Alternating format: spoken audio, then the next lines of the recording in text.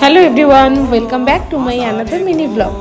তো আজকে আমি চলে এসেছি আমার একটা মাসির বাড়িতে। এখানে আমাদের অন্নপূর্ণা পুজো ছিল, তো আমি বিকেল চলে এসেছি এখানে এনজয় করবো বলে। দেখো বাড়িতে কি সুন্দর করে সাজানো হয়েছে, আমার তো খুব ভালো লাগছিল। তারপরে আমরা যে মালা আর মিষ্টিটা নিয়ে গেছিলাম সেটা ঠাকুরকে পরানোও হচ্ছিল। তো এখানে দেখো মায়ের মুখটা কি মিষ্টি হয়েছে, অন্যান্য বছরের থেকে আরও সুন্দর হয়েছে মাকে।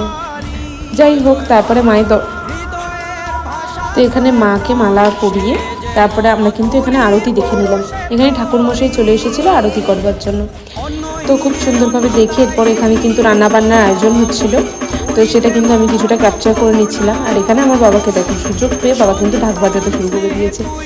কতদিন বাদে দেখছিলাম, তো বেশ ভালো লাগছিলো পুজোর ওয়েদার। তো এখানে দেখো কত কিছু আইটেমস হয়েছিল। চাটনির জন্য ফ্রুটসগুলো কাটা হয়েছিল, ফ্রুটস চাটনি।